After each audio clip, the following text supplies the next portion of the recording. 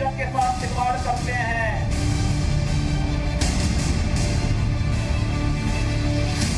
उनको पहले से मेरी चेतावनी, अगर वे सुधरे नहीं तो राम नाम सत्य है कि यात्रा अब निकलने वाली है।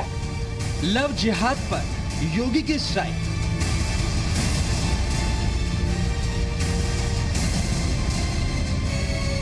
एक ऐतिहासिक फैसले लिए हैं और उसमें सबसे बड़ा जो फैसला है वो है उत्तर प्रदेश विधि विरुद्ध धर्म संपरिवर्तन प्रतिषेध अध्यादेश 2020।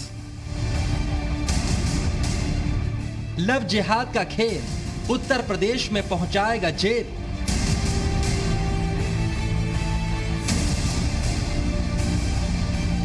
उत्तर प्रदेश में आदरणीय योगी जी की अगुवाई वाली भाजपा की सरकार ने सबसे पहले अध्यादेश लाने का फैसला किया है, जिसमें 10 वर्ष तक की सजा का प्रावधान किया जा रहा है। सामूहिक धर्म परिवर्तन अब संगीन अपराध।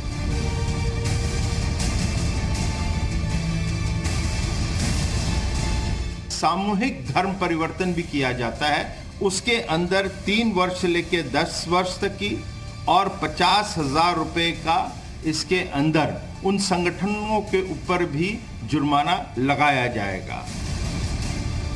लव जिहादियों से मुक्त होगा उत्तर प्रदेश।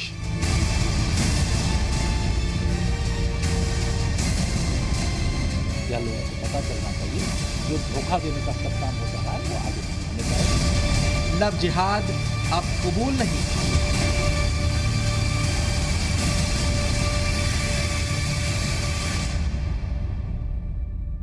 लव जिहाद पर कानून आया तो मुस्लिमों के बीच भी दो खेमे दिखाई देने लगे। शिया धर्मगुरु यासूब अब्बास ने सरकार के कदम और अध्यादेश का स्वागत किया। मौलाना सुफियान निजामी ने कहा, इस्लाम को बदनाम करने और अपने सियासी फायदे के लिए इस तरह का कानून बनाया गया। उत्तर प्रदेश सरकार विधि विरुद्ध धर्म परिवर्तन कानून जो बना रही है उसका मैं पूरी तरीके से वेलकम करता हूं, स्वागत करता हूं और सरकार को सख्त से सख्त ऐसे लोगों के ऊपर कार्रवाई करना चाहिए, सख्त से सख्त कानून बना के, ताकि लोग अपना धर्म, अपनी पहचान छुपाकर जिस तरीके से बच्चियों की ज़िंदगी से खिलवाड़ कर रहे हैं और जिस तरीके से बच्चियों की ज़िंदगी के साथ में खेल रहे हैं, इनके ऊपर ज़बरदस्त तरीके से कार्रवाई होना चाहिए है। आप जानते हैं कि इस मुल्क के अंदर जबरन मजहब तब्दील कराने के नाम पर पहले से कानून मौजूद है, इसलिए महज सियासी मकासद को हासिल करने के लिए अगर इस तरीके से मजहब इस्लाम को बदनाम किया जाएगा तो ये एक डेमोक्रेटिक सेटअप में रहने वाले शख्स के लिए एक अच्छी निशानी नहीं होगी। हमारा मानना है कि हमने जिस बात पर एतराज़ किया था, सरकार ने यही वजह है कि इस कानून में लव जिहाद का इस्तेमाल नहीं किया है। और इस खबर पर और अधिक चर्चा और जानकारी देने के लिए जुड़ गए हमारे साथ लखनऊ से जी मीडिया संवाददाता राहुल मिश्रा। राहुल, लव जिहाद का गेम ओवर। सरकार लगातार ये कह रही थी सख्त कानून लेकर आएंगे, अब लव जिहाद पर बड़ा प्रहार होने वाला है, लेकिन दूसरी तरफ कुछ धर्मगुरु हैं जो ये कह रहे हैं कि इस्लाम को बदनाम करने के लिए कानून लाया गया है।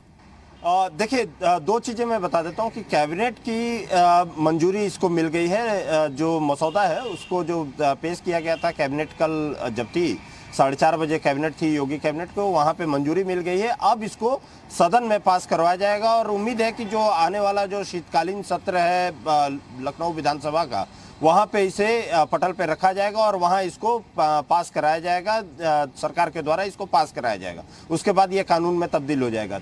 दूसरी बात, एक सर्जिकल स्ट्राइक, आपने सही कहा था कि एक सर्जिकल स्ट्राइक है धर्मांतरण के खिलाफ में और लव जिहाद के खिलाफ में। धर्मांतरण करने वाली जो संस्थाएं भी हैं जो सामूहिक तौर पे धर्मांतरण कराती हैं, उनके लिए भी सजा का यहाँ पे प्रावधान दिया गया है। 3 से 10 साल तक की सजा का प्रावधान इनको यहाँ पर दिया गया है। और एक और चीज़ है कि यदि किसी को धर्म परिवर्तन, यदि किसी का शादी के लिए प्रलोभन दे करके या किसी और कारणों से यदि किया जाए तो उसको भी यहाँ पर, यदि शादी के लिए यदि करता है तो उसको वहाँ डीएम को जानकारी देनी होगी, 2 महीने पहले जानकारी देनी होगी और उसके बाद ही कहीं जाकर के धर्म परिवर्तन यहाँ पर किया जा सकता है, उसको पूरी नोटिस में दिया सकता है। और यदि ये इसमें किसी तरीके का गलती पाई जाती है या किसी को इसका उल्लंघन करते हुए पाया जाता है तो पूरी तरीके से सजा का हकदार होगा। 10 साल तक की सजा यहाँ पर हो सकती है किसी ने भी यदि करवाया है तो तो ये पूरी तरीके से कहा जाए कि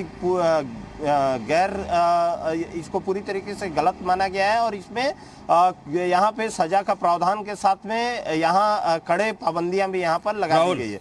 देखिए मुस्लिम में यदि कहा जाए तो राहुल, जानकारी के साथ साथ में देखने को मिला है जी, मैं इसी सवाल पर आ रहा था और जानना चाह रहा था कि यह अध्यादेश तो सभी धर्मों के लिए है, चाहे वो किसी भी धर्म का हो, फिर यहाँ पर मुस्लिम धर्मगुरुओं को यह कहने की जरूरत क्या पड़ रही है? इसके पीछे उनका क्या तर्क है कि सिर्फ मुस्लिमों को बदनाम करने की साजिश है, ये मुस्लिमों के लिए बदनाम करने के लिए कानून लाया गया है?